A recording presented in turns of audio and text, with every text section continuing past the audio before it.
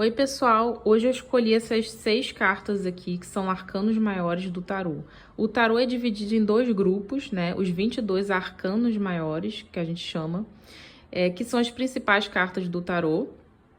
Eu destaquei 6 desses 22 e temos os arcanos menores, que são as cartas complementares. Tem muita gente que joga somente com essas 22 cartas. Essas 22 cartas vão falar de aspectos psicológicos e espirituais. São cartas muito, assim, profundas. Já as cartas dos arcanos menores vão falar de experiências que você tem na vida, no cotidiano. Já esses arcanos maiores vão falar de aspectos psicológicos, coisas mais profundas. Esses arcanos do tarô, eles vão falar da evolução humana, da individuação, que a gente chama. Da gente se evoluir como indivíduo.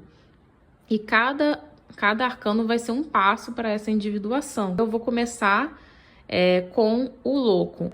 O louco, na verdade, é a carta 0 do tarô, né? Ele vai passar por todas as experiências. Ele, na verdade, é uma carta que não é fixa. Ele não tem um ponto fixo na história do tarô, porque o tarô ele conta como se fosse uma história, uma jornada. Ele não tem um ponto fixo. Ele é o cara que vai passar por todas as experiências.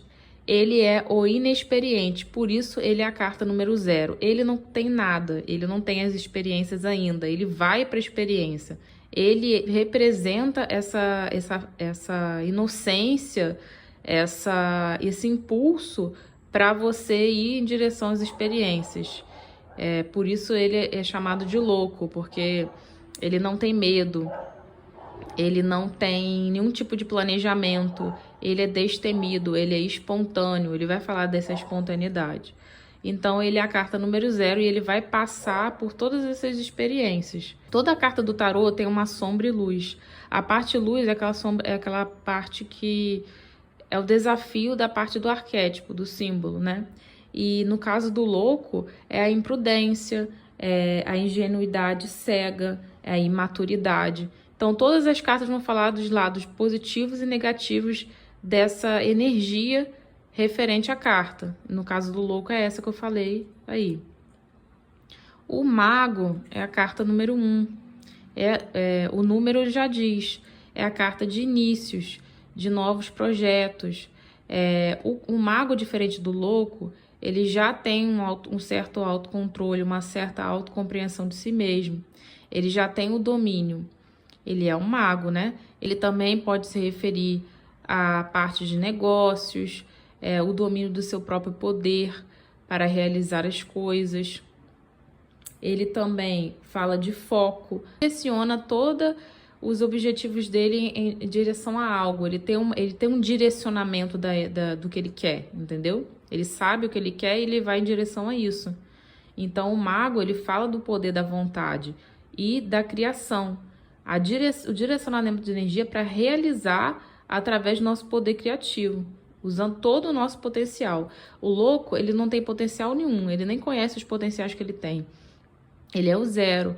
Já o mago, o número 1, ele tem todo o potencial aqui para realizar as coisas. Ele só basta ele focar e direcionar. Por isso, a sua energia sombra, ou seja, o seu lado negativo, é a dificuldade em focar, a falta de foco, o abuso de poder, a falta de honestidade, porque ele tem poder, né? Então, ele pode se tornar desonesto, essa energia pode ir para uma desonestidade, né? Aqui temos, número 2, a sacerdotisa. A sacerdotisa vai falar da energia feminina para o lado da intuição, do lado oculto da energia feminina. Mas energia feminina aqui é energia, o homem também pode ter essa energia. Todas as cartas do tarô não tem sexo, digamos assim. É representada como uma mulher aqui, só para entender as energias. Por isso os símbolos são dessa forma, para entender a energia. O símbolo é a correspondência da energia, por isso as cartas do tarô são tão simbólicas. Essa carta vai falar de intuição, da conexão com a intuição, de verdades reveladas, ou verdades escondidas, né? Porque é uma carta bem misteriosa. No lado sombra da sacerdotisa, vamos ter uma certa passividade, uma ilusão, porque quando você mergulha no seu lado intuitivo, você pode confundir paranoia com intuição. Então, a sacerdotisa pode ter uma energia bem de paranoia, assim, de ilusão. Então tem esse lado de superficialidade, porque não entra em contato com a sua intuição. Toda a parte do sombra das cartas vai ser referente à parte contrária dessa energia ou excesso da energia da carta, entendeu? Toda carta tem um lado positivo e um negativo. Então, dependente da... Como que você vai saber qual lado negativo tá sendo mais representado numa jogada? Você vai saber através da sua intuição. Por isso, o tarô, você tem que ter o conhecimento e a intuição. Você vai saber correlacionando a situação que a pessoa está perguntando também. O que tem a ver com a situação que a pessoa está perguntando. A próxima carta é também uma energia feminina.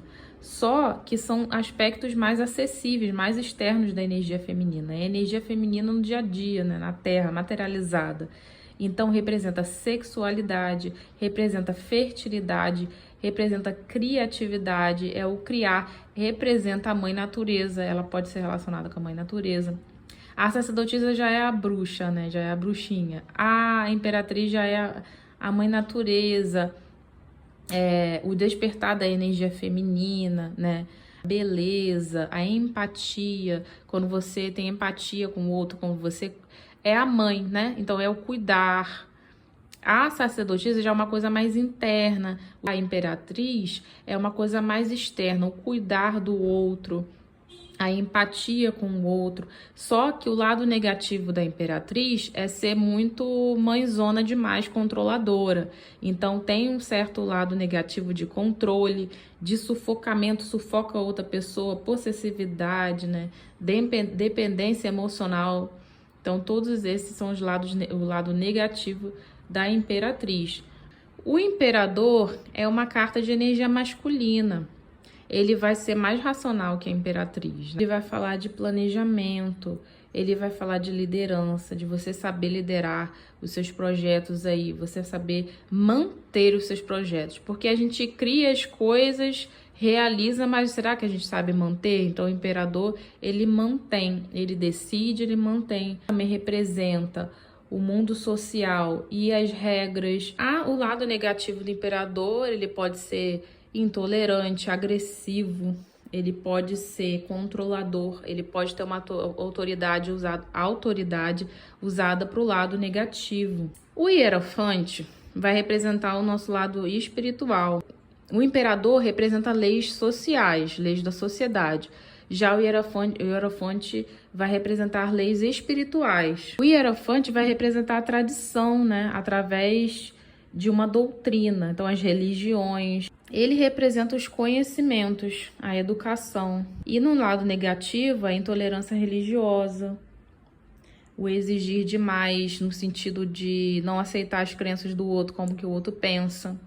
Então vai ter esse lado negativo. Se a gente fosse resumir aqui, a sacerdotisa seria o nosso lado emocional, a imperatriz o material, o imperador o mental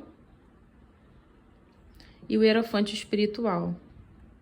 O mago é a união de todas as coisas.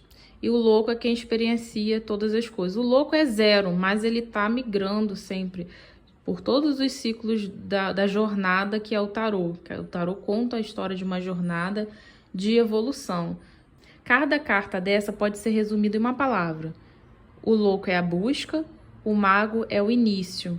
A sacerdotisa é a intuição, a imperatriz a fertilidade, a criação. O imperador o poder, o hierofante o ensinamento. Então é isso. Espero que vocês tenham gostado.